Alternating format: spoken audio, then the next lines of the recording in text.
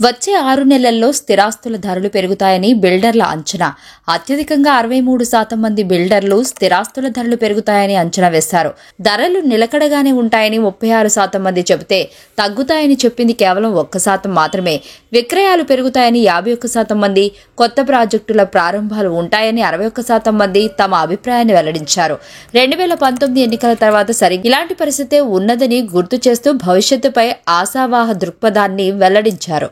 హైదరాబాద్ మార్కెట్లో రియల్ రంగం అభివృద్ధికి సానుకూలత ఉన్నా కొత్త ప్రాజెక్టులకు అనుమతులు మంజూరులో జాప్యం జరుగుతుందని బిల్డర్లు కొంత అసంతృప్తిగా ఉన్నారు.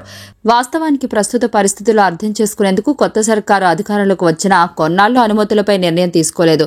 ఆ తర్వాత అనుమతులు ఇస్తున్నామని ప్రభుత్వ పెద్దలు చెబుతున్నా తాత్సారం జరుగుతుందని బిల్డర్లు పేర్కొంటున్నారు. కొత్త ప్రభుత్వం అనుమతుల పరంగా ఉన్న అనిశ్చితిని తొలగించాల్సిన బాధ్యత తీసుకోవాలని బిల్డర్లు పేర్కొన్నారు. రియల్ ఎస్టేట్ వ్యాపారం స్థానికతపైనే ఎక్కువగా ఆధారపడిన ఈ రంగంపై రాష్ట్ర, దేశ ఆర్థిక, రాజకీయ నిర్ణయాలు అంతిమ ప్రభావం చూపుతున్నాయి. అంతర్జాతీయ భౌగోళిక, ఇతర పరిణామాల ప్రభావం కూడా రియల్ రంగంపై అధికారికంగా ఉంటుంది. ప్రభుత్వ వర్గాల్లో మార్పులు, రాజకీయ, బడ్జెట్ సంబంధిత నిర్ణయాలతో ఏర్పడిన అనిశ్చితి నేపథ్యంలో రియల్ ఎస్టేట్ రంగం పయనమిట్టు అనే సందేహం సర్వత్రా వ్యక్తమవుతుంది. మరింత జాగ్రత్తతో కూడిన మార్కెట్ ప్రతిబింబించినట్లు నరేడ్కు సెంటిమెంట్ సర్వేలు వెల్లడించాయి.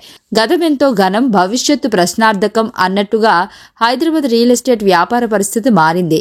ఒకప్పుడు ఎకరం 100 కోట్లకు విక్రయించి ప్రపంచ స్థాయి పెట్టుబడులను ఆకర్షిస్తే ఇప్పుడు కనీసం కట్టిన ఇండ్లను కూడా అమ్ముకోలేని దయనీయ పరిస్థితి దాపురించింది.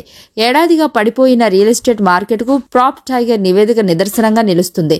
దేశంలోని అన్ని మెట్రో నగరాల్లో ఉన్న క్రయ విక్రయాలపై వెల్లడించిన ప్రాప్ టైగర్ నివేదికలో హైదరాబాద్ నిరుటితో పోల్చితే 2024 అక్టోబర్, డిసెంబర్ త్రైమాసికంలో 36% మేర అమ్మకాలు పడిపోయినట్లుగా తేలింది. ఏదేమైనప్పటికీ రియల్ ఎస్టేట్ రంగం పుంజుకోవటానికి మరికొన్ని రోజులు వెయిట్ చేయాల్సిందే.